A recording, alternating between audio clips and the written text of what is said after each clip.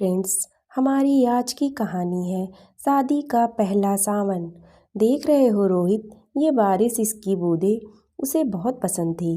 इन बूंदों के गिरने के साथ वो पैरों में घुंघरू बांध कर नाचा करती थी।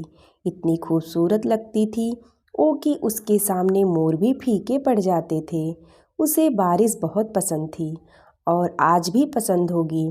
आज इस बारिश के साथ उठने वाली मिट्टी की खुशबू फिर से उन दिनों में ले जाकर मुझे छोड़ आई है, जब हम बरसात के मौसम पर सड़क पर यूं ही घूमते हुए घर आते थे। ये बारिश भी बड़ी अजीब है। लोगों के लिए पानी है और मेरे लिए बरसते इश्क की कहानी है। पहाड़ी के पीछे जो वो ढाबा है जहाँ मैं चाय पीने जाता हूँ, वहाँ की चाय उसे बहुत पसंद थी। हम हर बरसात में कॉलेज से लौटते वक्त वहाँ की चाय ज़रूर पीते थे। चाय वैसे भी उसे बहुत पसंद थी। मई जून की दोपहरी में भी वो चाय पीना पसंद करती थी और जब मैं मना करता था तो बड़ी नज़ाकत से कहती थी, जनाब आपके लिए सिर्फ चाय होगी, मेरे लिए तो इश्क है। फिर मैं कहता था कि जब चाय से इश्क है तो मैं क्या कहूँ। तो वो कहती थी, तुम और मैं तो एक हैं, तो मेरी पसंद तुम्हारी भी पसंद है। और ये बोलकर हंसने लगती थी। जानते हो क्योंकि चाय मुझे कभी पसंद नहीं थी और ये बात वो जानती थी। हाँ, कभी कहा नहीं मैंने उससे, लेकिन उसे पता चल गया था। तुम्हें पता है, जिस दिन हमारी शादी तय हुई उस दिन भी ये बादल ऐसे ही ज़ोर से बरस रहे थे। हमारे साथ इन्होंने भी उस खुशी को महसूस किया था। ये भी हमारी खुशी में मेरी नैना की तरह झूम कर नाचे थे। उस दिन नैना ने मुझसे कहा था कि हम अब हमेशा इन बूंदों के साथ नाचेंगे गाएंगे। मैं हमेशा उसकी इन बेतुकी बातों पर हंसता रहता था। हमारी शादी की ये फ़ोटो देख रहे हो, नैना के चेहरे की मुस्कुराहट, ये खुशी हमारी शादी में दस्तक देने वाली बेमौसम बारिश के लिए थी।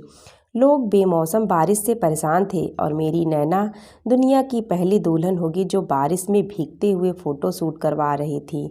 नैना को कभी अपने मेकअप, सजने संवरने की कोई चिंता नहीं रही।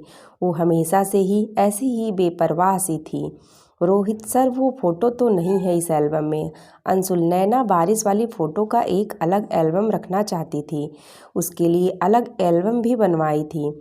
शादी के बाद 15 दिन बाद ही मुझे अपनी ड्यूटी पर वापस जम्मू जाना पड़ा। जब यह बात नैना को पता चली तो वो मुझसे बोली कि तुम फौजियों का काम छुट्टी के मामले में बड़ा ख़राब है, लेकिन ठीक है, जाओ जल्दी आना। सबको बता दो कि तुम्हारे साथ रहने की बरसात में मैंने बुकिंग कर ली है, तो अपनी बारिश तुम यहीं बिताना मेरे साथ। शादी के पहले सावन में मुझे तुम्हारी छुट्टियां गिफ्ट में चाहिए। मैंने मुस्कुराते हुए कहा था, आपका हुक्म सर आँखों पर। तो वो हंसने लगी थी। जब मैं वापस जा रहा था तो उसने अपनी आंखों में बिखरी नमी को छुपा लिया था। उसकी आंखों से एक आंसू न गिरा। फिर मानसून आया और जम्मू में बाढ़ आ गई और मेरी छुट्टियां कैंसिल हो गई। जब नैना को यह बात पता चली तो बहुत निराश हुई थी वो। उसे मेरे बिना सब कुछ अधूरा ही लगता था, लेकिन मैं क्या कर सकता था, नहीं आ पाया। मैं बाढ़ में फंसे लोगों की जान बचा रहा था। अपनी नैना को उसका मनचाहा सावन न दे पाया, उसका गिफ्ट उसे नहीं दे पाया। फिर एक हफ्ते बाद पता चला कि नैना बाहर गई थी। लैंडस्लाइड हुआ और नैना अपनी कार के साथ नदी में जा गिरी। 2 दिन बाद उसकी लाश मिली। उस दिन ऐसा लगा जैसे मैं मर गया। तब आया था मैं इस जगह जब मेरी नैना मुझे छोड़कर जा चुकी थी। तब मैं यहाँ से उसकी यादें समेटकर अपने साथ ले गया था। तब से हिम्मत नहीं हुई यहाँ आने की। अब 5 सालों बाद मेरी पोस्टिंग यहाँ हुई तो बहुत हिम्मत जुटाकर आया हूँ, लेकिन ऐसा लग रहा है कि मेरी नैना मेरे यहाँ आने से बहुत खुश है। मैं उसका साथ महसूस कर पा रहा हूँ। जो तब नहीं कर पाया वो अब कर दिया मैंने। अपनी नैना के शादी के पहले सावन का गिफ्ट दे दिया मैंने। अब हम साथ उस पहाड़ी तक घूमने जाएंगे, उस ढाबे की चाय भी पीने हम साथ जाएंगे। अब हम दोनों अपना हर सावन एक साथ यहीं मनाएंगे।